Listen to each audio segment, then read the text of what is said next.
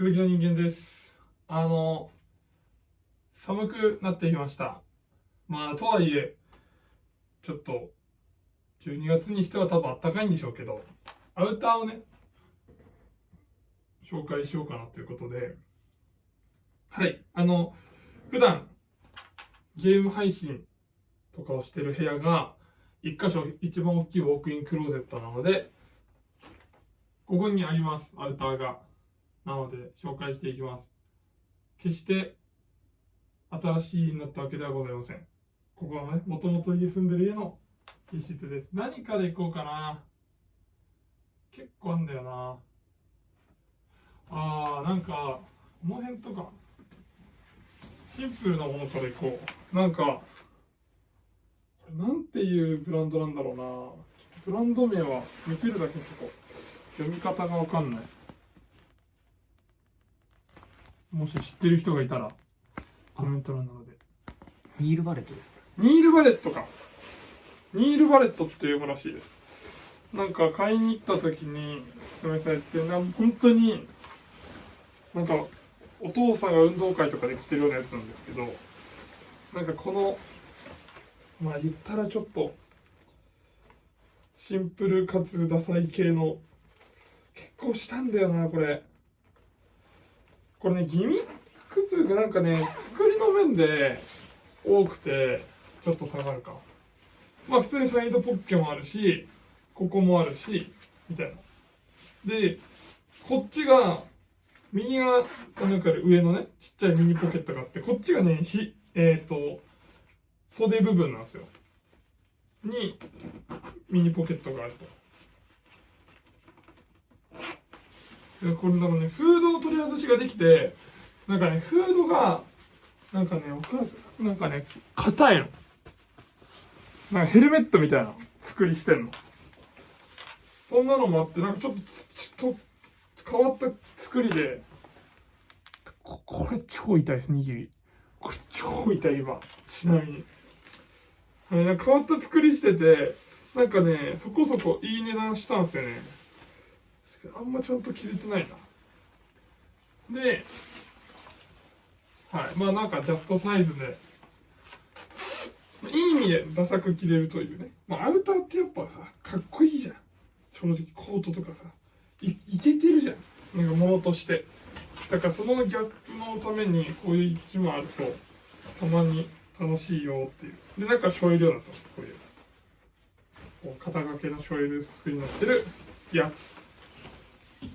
そういうやつです。そう、なんかね、でここがね、フードのところがね、レザーになってたりね、なんかね、いろいろ、なんかちょっと変わってるんですよね。で、アーカイブも、そうだな、古着とアーカイブもみたいなのを交互ぐらいに見せていくか。こちら、ナクシモンズ、2002から 2003AW。これね、いいですよ。言ったらね、そうね、ちょっとデカパーカーみたいなことなんですよ。これね、めっちゃあったかいし、これかわいいのよね、オーバーサイズの。言ったらこの腕周りが結構太い大きくて、でも丈がそんなだらしなくないから、そのパーカータイプなんですけど、しっかり、でかい。フードも。これいいっすわ。これいい、こんなのいいでしょ、やっぱ。あれ、一緒に買いましたよね。これそうだっけか、多分そうだね。そうですよ。ゆうきくんところか。そうです。そうですね。多分そのアーカイブ品をいっぱい持ってる人が、こう、イベントでポップアップやってて、それを買ったんだ。IGTV かなんか。インスタで載せたっけ？多分お買い物の IGTV、なんかインスタで長く動画載せれるやつで上がってんのかも、確かに。で、これが、言ったらこの、セーラージャケットみたいなね。最近結構、やっぱ、また増えたよね、こういうやつ。こういうやつ最近多いじゃん。こういうやつを、20年前ぐらいからやってるわけですよ、ラップは。こういうやつね。で、これ、立てて、本当はここくっつけれるんですけど、パチンって。ここにちょっとめんどくさいんではしょりますけど、こういうね襟立ててこういう着方もできてみたいなよっ、厚みがあるからね、こんなんだけど、これはまあ値段の話するとあれだけど高かったね。これ高かったっすよ。まあだから3ウェイですからね、3パターン遊びがあるんで、まあ大体こっちの襟立てパターンかパーカーパターンで僕はチャック巻き込むと顎で、僕は大体パーカーか襟立てかだけど、あったかくてウール地多分内ポケもあったりしてウール系の厚みあるやつだけど、いわゆるウール特有のなんか肌触り気持ち悪い感じもないというか、結構ね毛が中がね裏地がめっちゃ気持ちいいんですよね。この着やすいすっげえ着やすい。これ何なんだろうな、アウターです。これもまた1個さあして、いやこれアウター紹介やるとは言ったけど俺結構あるからな、もう大丈夫か、もう大丈夫か、うちは長い動画で大丈夫なんだよな。これめっちゃいいチェックのほんと古着なんだけど中紐もあるんですよ。これねファーがついててフードにね、まあもう普通にこういうなんてないんだけどチェックのファー付きフードで、ファーがでかいのよ。でフードが深いから落ちるんだけど、だから襟っぽく見えるじゃん。そのフードこう立った時のこのフードっぽくなさでもやっぱちゃんとフードなんですよ。で深いの、このわかる、めっちゃ深い。まあ確かに危ないからここまでかぶんないけど、その普段ね生活して危ないからそうはしないけど、でも顔の表面でかぶってもこのぐらいでね、フードがねなんかね作りがあれだからね、なんか後ろに変にバランス悪くボリュームなんない。ここやってもこれ潰れてくれるからかぶりやすくて、こちらですね実はここまでジップがあるんですよ。ってことはですよ、これね上がるんですよ、こっからこのね久々っていうのもあるんだけどやっぱ最近あったかいからさ、これもあったかいんですよ結構。なかなかアウター着てないからだけど、ちょっと待って、これね上がんの、ちょっとよいしょよいしょ、ほらね、そうすると襟高はこの後出てくるラングとかもそうなんだけど、ファーがちょっと内側来るからめっちゃあったかいんですよ。で上になんか広いしファーの面積大きいからちゃんと外にも出てくれるから、デザインとしてもでそうそう今年ぐらいからちょっとね割と自由になったけど、去年ぐらいまで結構みんなマスクちゃんとしてたじゃないですか。で僕も今だにあったかいから結構するんだけど、マスクないとちょっと大変です。これマスクあってちょうどいい、そのファーが口に入ってきちゃうから。ただこういう珍しい、意外とそのポッケでかくて横のでシルエットもちょっと下がるんですけど、なんか丈感もちょうどよくて、なんかアウターっぽさもあってすっげえ、去年めっちゃ着てた。今年も寒ければそれなりに着るでしょうって。日中やっぱマジあったかいからな。普通にこんなんのがねかっこいいし、なんかちょっとこのワイルドかさかつ上品さみたいなね。で中に紐もあって、ほどけちゃった。まあいいや、絞れるんですよ多分。だからちょっとここら辺で、なのでまあまあ意外と普通のなんてない古着なんだけど、意外とちょっと変わってるものでした。はい。そして続きましてこちら、後でしよう。ナンバーナイン、ファー好きだね。ダビッド・ファーなんちゃらみたいなやつかな、これは。もうこれでもね正直もうほとんど着てなくて売ろうか悩んでます。購入希望の方ぜひ僕のとこまで。値段要相談です。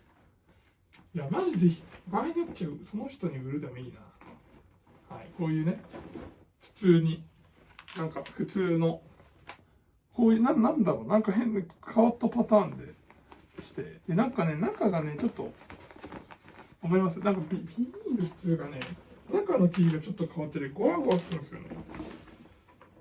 うん。だから物としてはまあナンバーナインなんで結構したし値段もかっこいいんだけど、なんであんま着てないんだろう。うん。まあなんか多分ね移動が多いからかな、僕仕事柄正直。それもあって結構ねよく着るもの着ないものが、ね、若干分かれてきちゃうんですよね。やっぱね移動が多いとね、ただついて脱ぐだけだったらいいんですけどね、長くて多いから移動がちょっとやっぱりこう常にどんな体勢で自分がいても居心地の良さみたいなのが欲しくなっちゃうから、ちょっとだけ多分それで着る頻度が、まあただねこれ中がジップあったりね、多分袖がセパレートできるんですよ。そしてこれねジップが仕込まれてるんでセパレートして別にベストでもいけちゃうよっていう。まあなんで両手はまあ使いやすさはあると思う。もうちょい俺が下手くそなだけで。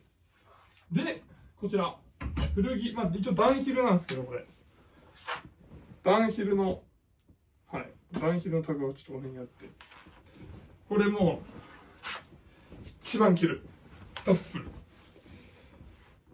もう本当にただの大きいサイズのダッフルコートです。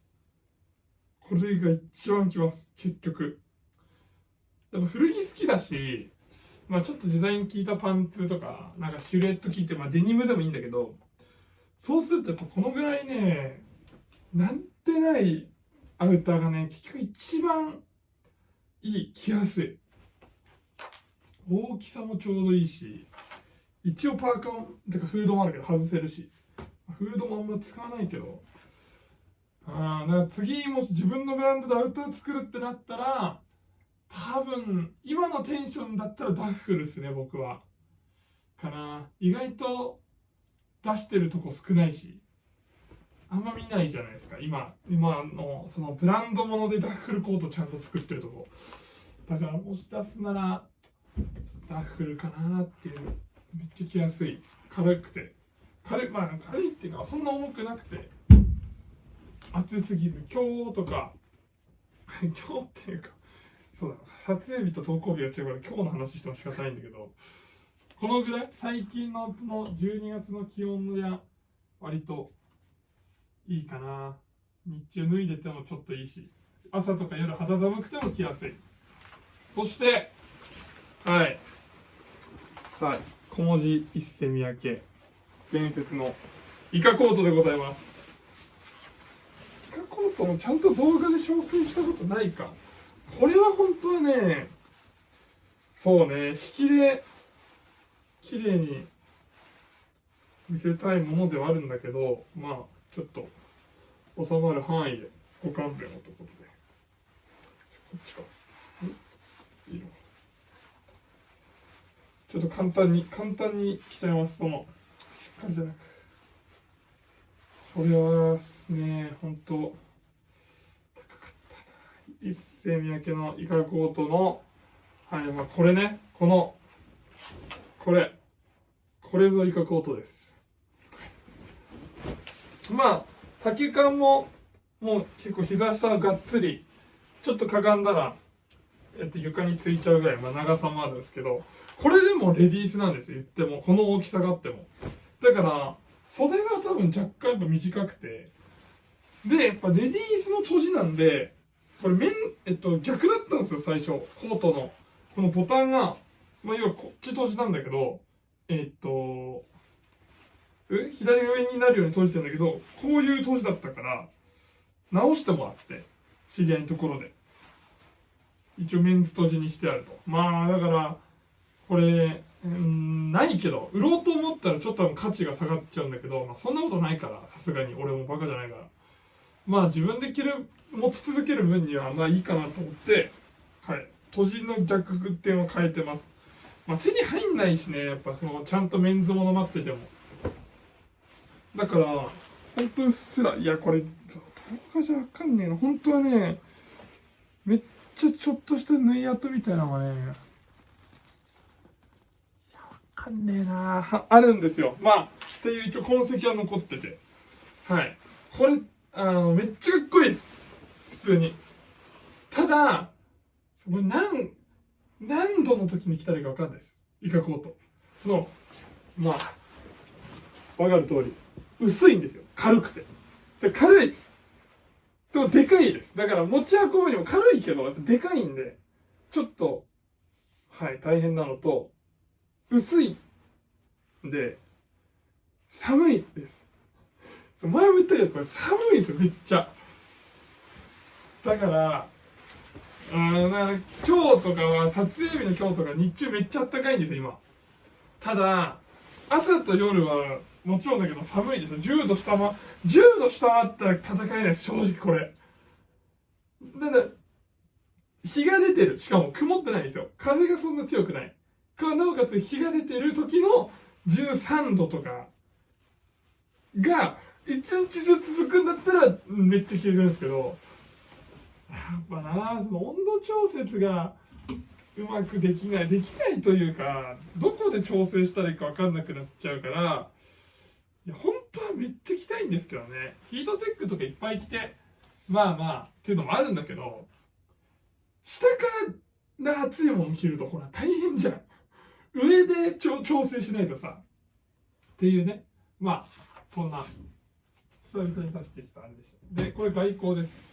普通のもう超古いジャパンヴィンテージがこれ日本の古いやつでもうボロッボロなんですけどこれもねこれかっこいいんだけどめっちゃこれもすっごい一時期着てたんだけどもうボロッボロすぎて怖いんですよね、壊れんの。袖がどこだこれ、こっちかな、こっちだ。これね怖いんだよ。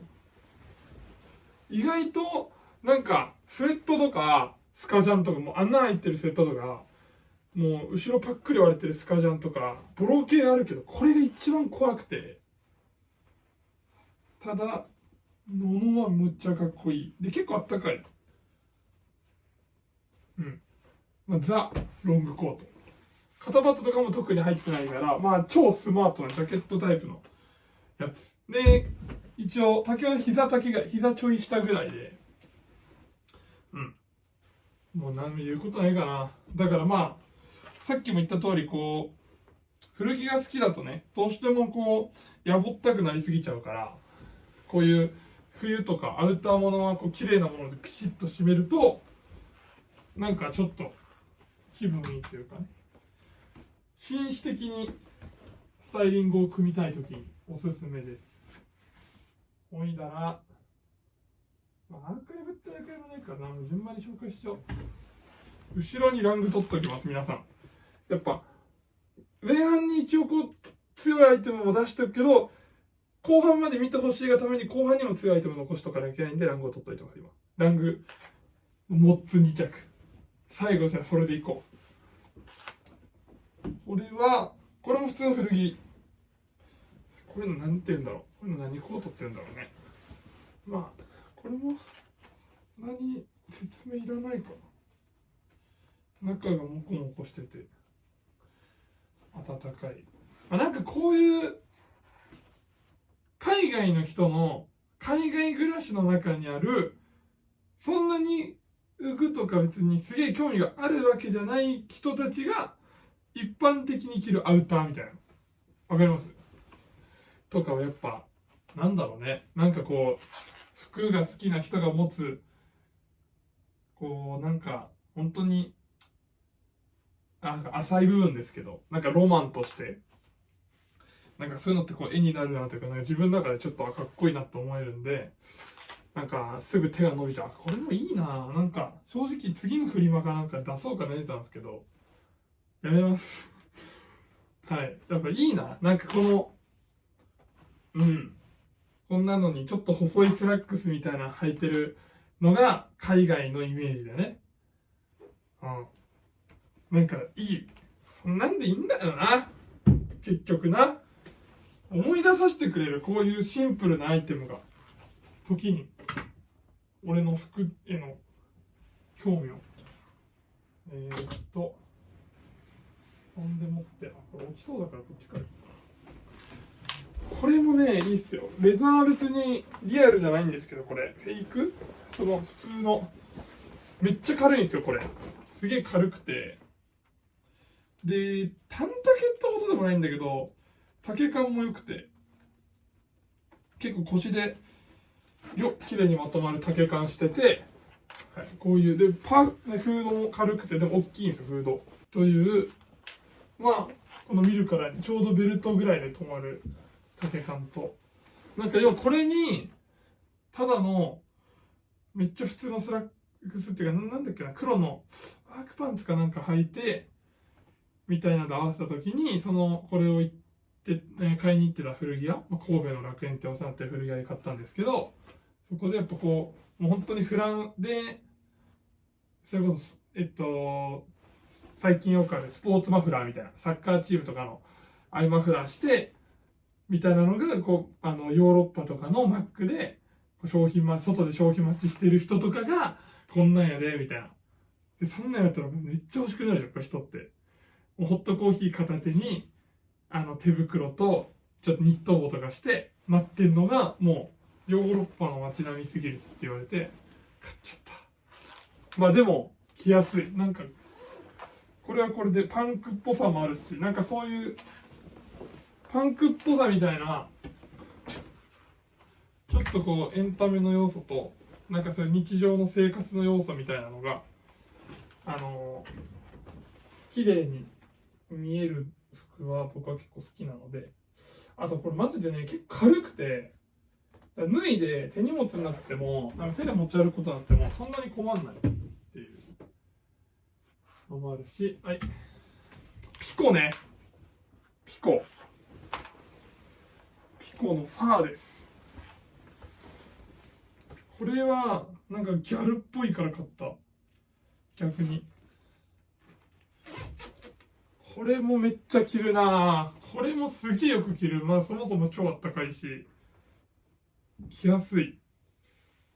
まあ色もね、なんか結構なんかブラウン系とかベージュ系とか、あとまあ白っぽくも見えるし、なんかブラックコーデでもいいし、なんか結構ね、何でも合わせやすくて、丈もちょうどいいんだよね。このなんつうの、なんかこのロングとかでもないし、ジャストサイズなわけでもない、このアウター丈っていうの、このなんか自然なアウター丈みたいなの好きで、なんかまあこれはこれでいいかな。結構ね、身幅も広くて大きいサイズなんで、中で着込んでもそんなに体ごつくなんないし、この辺のシンプルなものはな、やっぱそんなに説明いらずでしてかっこいいからな。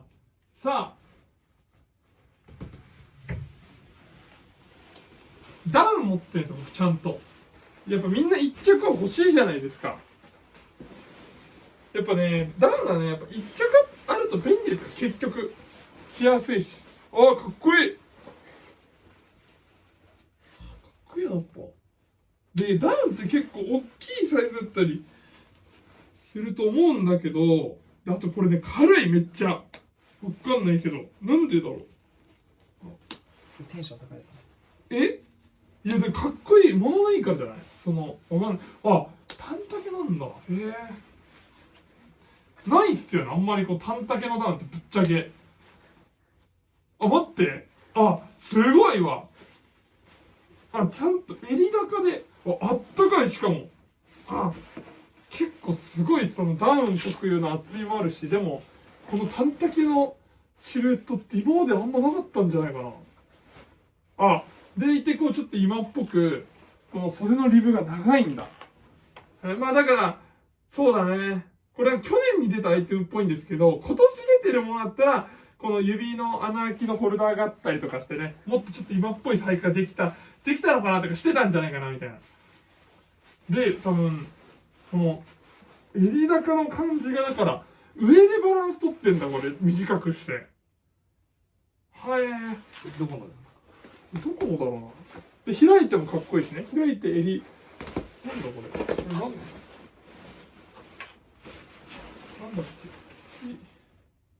ひろき続きだっての読み方。ちょっと読み方分かる人いたらコメント送ってください。ブランドのひろき続きかこれ。ひろき続きってとこらしいです。多分ねインスタのアカウントがあると思うんだよな。多分そのでなんかそうなんかで最近出たアイテムがほとんど売り切れて、なんかダウンはなんかまだ売れてる、なんか残ってるっぽい。なんかわかんない。俺もさっき調べたけど。ダウンはってるから、でもいいブランドだったな。ちょっとルックとかかっこよかったし、いいブランドだったから、ぜひなんか気になる人は調べてみてほしいし、ダウンは残ってる、まだ。ダウンは買えるんで。びっくりした。かっこよかった。そうだよ。持ってたんだと思ってね。あるよね、そういう。ごめんなさい、シルバー売り切れてます。ごめんなさい。もう、半身シルバーはちょっと売り切れてます。リアルなとこ。いや、これリアルにさ、いや、シルバーの方が人気だと思わなかったんだよ、誰も。見ました、僕。横浜駅で。嘘！でも初めて見ました、僕、街で。このダウン着てる人？シルバー。でも写真撮りそうになっちゃって。でも本当に危ないやつだなと思ってやめたんですけど。いや、危ないよね。でも最近はね、あるじゃん。動画のスナップ文化があるから、ギリさ、あれがちょっと危ないな。でももう、すっびっくりして。電車降りたら。嘘！横浜しかも横浜です。シティボーイがいいね。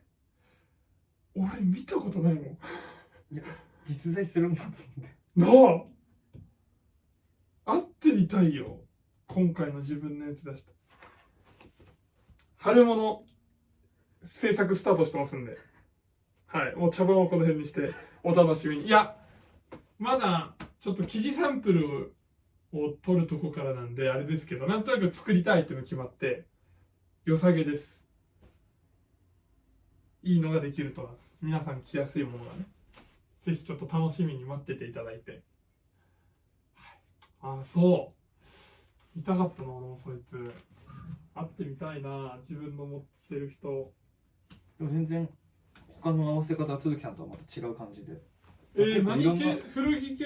いや、結構、リック・オーエンスとか履いてたんで。あー、なるほど。そっちモードなの方だったんですけど、かっこよかったです。ちょっときれいめモードみたいな感じ？でも髪の毛緑とかで単発ですごい。あ、やっぱパンクもありつつみたいな。かっこよかったです。ファッション感度とファッション好きな人の感じだ。ね、嬉しいな。まあ特に自分でもなんだけど、このダウンにしろ今回出したのにしろ分かりやすいからさ、俺のだっていうね、オーバーサイズのスラックスとかまあ普通に作ったとしてもさ、分かりづらいじゃん、はい、自分のかどうかがね。だからこうパッて見て分かるから、ぜひ街で出会ってみたいけどな。声かけます？俺はかけるよ。いや、俺はかけて一緒だって、やっぱそれ意味わかんない。それで何この人キモってなったら、ごめん、どうやって出会えたそのアイテムとってなるし、こっちも。いや、わかんないけどね。例えば俺がアワレガシーだったら声かけないよ。俺がアワレガシーで、すいませんとか言って、それうちのですよとかって言っても、何ですかってなるけど、広き続きはさ、ある意味、もう、ほんと追い求めないとたどり着かないからさ、知名度的に。アワレガシをほら、気にせず履いてる人もいるじゃん。もちろん。やっぱあのレベルになると。まあ、で、好きで履いてる人もいるじゃん。だからあるけど。そして、こちら。でも、ジッパーがね。よいしょ。あ。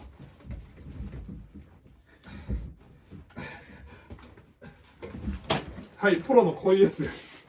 ちょっとジップがちょっと硬くて、あれ最近買ったやつなんで、ちょっとまだあんま着てないんですけど、まあポロのちょっと細身の軍物風なんですけど、なんかちゃんとチェック生地のポロっぽい感じ、ね、はい、これは今度着た動画あげます。このジップに苦戦してられないぐらいまだあるんだよ。なぜなら洋服が。あとまあこれね、マーティン。マーティン・ローズ。まあ青もあるんですけどね、これもう俺の持ってるもの史上あったかいっていうか暑すぎる。これだからその日本じゃ無理かも。もう近年の日本じゃ正直出番ないかもっていうぐらい、北海道とか行くときは着てくから。だからこのぐらいのもう超デカサイズの、はい、なんかベイマックスっぽい、なんかもうもっこもこで丸々のこの袖のデカさが好きで、もうね言うとこないぐらい。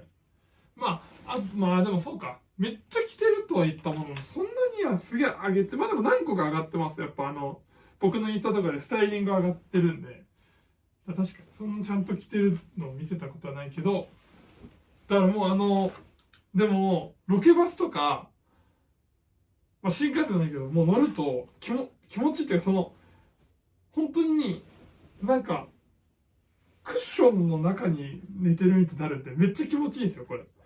その全部体の全部吸収してくれるから、厚みがあって、その重いからその気持ちよさあるけど、めっちゃ熱い上にこれすげえ重たいんで、このもうダメだ、着てらんない、脱ごうって思った時にちょっと大変。まあ最近はやっぱ平均してあったかいからさ、あらら落ちちゃうんだこれね。日本が平均してもだいぶあったかい国だから、あるな。どっちから行こうかな。こっちから行こうかな。さあラスト2個、ラング。これはかっこいいよ。ヴィンテージコットンの、何着だっけ、久々に取り出したから忘れちゃった。昔のラングですのモッツです。これね、ジップがちょっと壊れちゃってるんだけど、ボタンがあるんでボタンで止まります。ここはこれはいいですね。ここはね、それこそマジックテープなんですよ。ここも止めれるか。ここがマジックテープで止めれて、それこそファンが、これはしかもね、全然じゃないって言ったらあれだけど、このファーが内側で向いてても全然そのくすぐったさとか毛の嫌な感じないし、めっちゃ気持ちいい。でめっちゃ軽くてあったかいんですよ、ヴィンテージコットンで。細身のこのロングコート、細身のちょっと長丈のはやっぱりなんかモッツコートって、まあもちろん古着で相当流行ってるしめっちゃあると思うんだけど、もちろんそれサンプリングして出してる人もいると思うんだけど、これはやっぱこのシルエットとかこの作りはやっぱヘルムート・ラングというデザイナーを通してじゃなきゃないかなっていうね。なかなかこのサイズ感のアウターってないと思うんだよな。ありそうで、ゴールデンカムイとかのさ漫画で言うと世界線でちょっと見そうなね、冬のああいう、なんかそういう時代背景にありそうなあれなんだけど、まあ現代のねこういう時にこれはいいですね。まあ細身みたいな合わせ方でもスタイルいいし、で膝丈ぐらいまであるから、その下からワイドパンツみたいな太いシルエットが見えてもかっこいいし、でこれもちゃんとそういうの特有のこのしょえます。でこれもちなみにさっきのは多分99年とかです。でこれも99年か98かな、さっきの。これもラングの真っ黒のモッツ。これもあったかいです、もちろん。もうこれはもうドシン。これ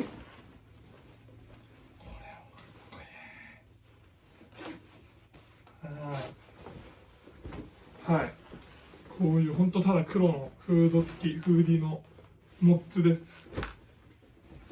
これはもっとなんかやんちゃな感じよな。だからモッツって言ったらヨーロッパかアメリカか、あれヨーロッパアメリカのなんかそのめっちゃ分かりやすく言うと当時の若い不良少年たちみたいなことなんですけど、の人たちが要は着てたりしたから、こうモッツっていうこうなんかカテゴリーになったみたいな話なんだけど、だからもっとそういうちょっとそのやんちゃな感じ、こっちは大きさとか作りとか見てもフードの感じとかこれでスキンヘッドでなんかほんとバイク吹かしたらただの不良ですからね。だからそっちの方面見たら。当時のそっちの人たち。だから、それこそリーバイス履いて、ハイカットのブーツとかを紐ギュンギュンに縛ってみたいな、ちょっと悪の感じなんで、これはどちらかというとそっちの色が強いかなっていうことかな。で、だから、確かっていうか、要は、いう子たちは、社会に出てない人たちだから、言ったらね、お金があんまないんですよ。で、そういう、でも、当時やっぱまだちょっと戦争社会だったりしたから、紛争社会だったりしたから、軍の支給品として大量に出てきた軍物が、そういう人たちに、廃棄とかの分で流れ着いて、金ないけど、暖を取るために来てたみたいな。もっと多分カルチャーの部分ってあると思うんだけど、それでもその人たちの中のトレードマークとして来てたから、軍物ないのがモッツって言われるという。これ間違ってたらごめんなさい。僕調べ。これ間違ってたらごめんなさい。だから軍の人の、ああいうのが、軍物のアウターとかがモッツ。だからモッツって、その時の今でいうドキュンみたいな、多分、ほんとそのぐらいの扱われ方の人たち。もっと、もしかしたら、なんか文化的に、支持される側面もあったと思うけど、ドキュンなんて誰も支持してないじゃん、ぶっちゃけ。とかよりは、もっと支持される側面はあったと思うけど、みたいなことです。確かに。そんなのはいいんですよ。ということで、全部かな。とりあえず、あとは、もちろん、ぶっちゃけライダースとかもあったかいんで、風通さないし。アウター代わりに、ライダースとか着る時期もあるんですけど、一応ジャンル、カテゴリーとしてアウターに属するようなものは、こんな感じです。長々と紹介しましたんで、終わります。お疲れです。